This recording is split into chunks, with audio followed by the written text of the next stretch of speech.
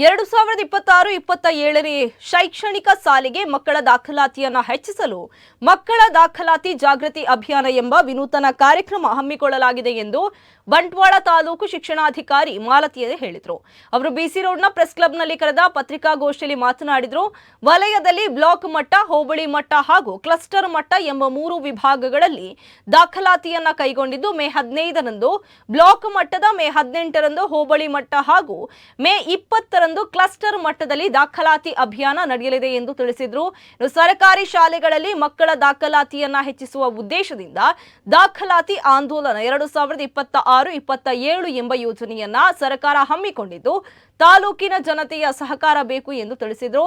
Taluk panchayat EO Sachin Kumar ಮಾತನಾಡಿ, ಖಾಸಗಿ ಶಾಲೆಗಳ ಅಬ್ಬರದ ಪ್ರಚಾರದ ನಡುವೆ ಸರ್ಕಾರಿ ಶಾಲೆಗಳು ಮೂಲೆಗುಂಪಾಗಿವೆ ಮತ್ತು ಸರ್ಕಾರಿ ಶಾಲೆಗಳು ಮುಚ್ಚುತ್ತಿವೆ ಎಂಬುದು ಬಹಿರಂಗಗೊಂಡ ಹಿನ್ನೆಲೆಯಲ್ಲಿ ಸರ್ಕಾರ ಮತ್ತು ಇಲಾಖೆ ಸರ್ಕಾರಿ ಶಾಲೆಗಳ ಶೈಕ್ಷಣಿಕ ವರ್ಷದ ಸಾಧನೆಯ ಬಗ್ಗೆ ಸಾರ್ವಜನಿಕರಿಗೆ ಮಾಹಿತಿಯನ್ನು ನೀಡುವುದು ಮತ್ತು ಪ್ರಚಾರ ಮಾಡುವ ಯೋಚನೆ ಮಾಡಿ ಈ ಕಾರ್ಯಕ್ರಮ ಆಯೋಜಿಸುತ್ತೇವೆ ಎಂದು ತಿಳಿಸಿದರು.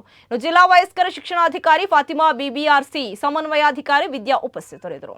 ಮೊದಲೆಲ್ಲ ಒಂದು ಪೂರ್ವಾಗ್ರಹ ಇತ್ತು, ಸರ್ಕಾರಿ ಶಾಲೆ ಅದರಲ್ಲಿ ಸಮಸ್ಯೆ ಅಂತ. ಆದರೆ ಇವತ್ತದು ಇಲ್ಲ. ಸರ್ಕಾರಿ ಶಾಲೆಗಳು ಸಾಕಷ್ಟು ಅಭಿವೃದ್ಧಿ ಹೊಂದಿವೆ. ಆದರೆ ಇದು ಎಷ್ಟೋ ಜನರಿಗೆ ಗೊತ್ತಿಲ್ಲ. ಇದು ಗೊತ್ತಾಗಬೇಕು ಅನ್ನೋ ನಿಟ್ಟಿನಲ್ಲಿ ಈ ಒಂದು ಕಾರ್ಯಕ್ರಮವನ್ನು ನಾವು ಹಮ್ಮಿಕೊಂಡಿರುವಂಥದ್ದು.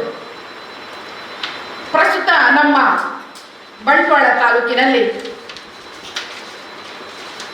LPS 42, HPS 152, ಹೈಸ್ಕೂಲು 39, ಒಟ್ಟು 233 ಸರ್ಕಾರಿ ಶಾಲೆಗಳಿವೆ. ಸರ್ಕಾರಿ ಪ್ರಾಥಮಿಕ ಶಾಲೆಗಳಲ್ಲಿ 1072 ಹುದ್ದೆಗಳು ಮಂಜೂರಾಗಿದ್ದು 631 ಹುದ್ದೆಗಳಲ್ಲಿ ಕರ್ತವ್ಯ ನಿರ್ವಹಿಸುವಂತಹ ಶಿಕ್ಷಕರು ಇದ್ದು 441 ಹುದ್ದೆ ಖಾಲಿ ಇದೆ. ಈ ಹುದ್ದೆಗಳು ಖಾಲಿ ಇದ್ದರೂ ಕೂಡ ಶಿಕ್ಷಣ ಮಟ್ಟವನ್ನು ಹೇಗೆ ಎತ್ತರಿಸಬಹುದು ಅನ್ನೋ ಪ್ರಶ್ನೆ ಉದ್ಭವಿಸುವುದಾದರೆ ಅದಕ್ಕೆ ಕೂಡ ಒಂದು ಸರ್ಕಾರ ವ್ಯವಸ್ಥೆ ಮಾಡಿದೆ, ಅತಿಥಿ ಶಿಕ್ಷಕರ ನೇಮಕಾತಿಯ ಮೂಲಕ.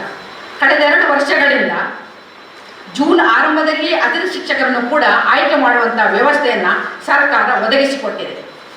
ಅಲ್ಲದೆ PMC ಶಾಲೆಗಳ ಮೂಲಕ KPS ಶಾಲೆ